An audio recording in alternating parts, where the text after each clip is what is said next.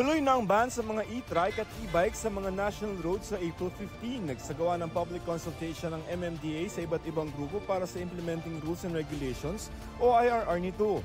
Kabilang sa mga kalsada kung saan bawal ang mga e-bike at e-trike ang EDSA na mayroong bike lane. Tingin ng ilang e-bike enthusiasts, it should be treated the same.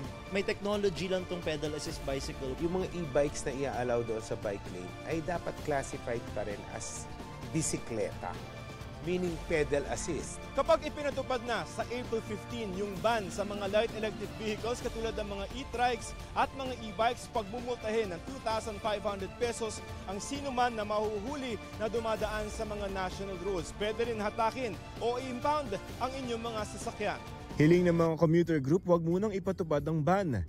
Labag din daw ang ban sa Electric Vehicle Industry Development Act na nagpo-promote ng paggamit ng e-vehicles. Sabi ng Make It Safer movement, marami ng proposal para gawing ligtas ang mga lansangan pero dinidelay raw ito ng MMDA. EDSA, meron na pong matagal na naghihintay na proyekto sa pag-improve po ng mga bike lanes natin doon. Ilang beses na rin pong hinihintay ang coordination at cooperation ng MMDA and other stakeholders. Nag-i-implement ng Quezon City ng mga bike lane program niya, di ba? Opo. Hindi naman namin hinarang yan. Yung EDSA, ang pinipilit nyo, magsara ng isang karsada. Imagine niyo kung gaano kasikip ang EDSA.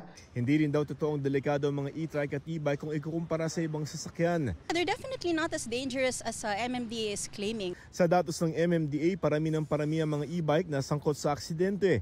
Triple ng bilang ng 2019 ang bilang nung isang taon. Kukonsiderahin daw ng MMDA ang mga suhestyon ng grupo sa binabalangkas nilang IRR. Bawal sa national roads ang mga unicycle. Yan ang paalala ng MMDA. Matapos makuhanan ng isang motorista ang isang rider na gumagamit ito sa C5 road sa Taguig. Palipat-lipat siya ng lane at tila nakikipagsabayan sa malalaking truck at iba pang sasakyan. Ayon sa MMDA, may tuturing na electric light vehicle ang unicycle, kaya bawal ito sa mga pangunahing kalsada. Mabibilis yung sasakyan dun sa sa C5.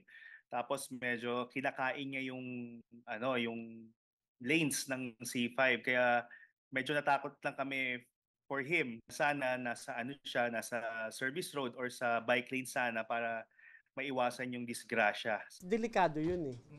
Pinoprotektahan nga natin yung mga bikers na makasama yung malalaking sasakyan, mga truck sa national roads. How much more itong unicycle?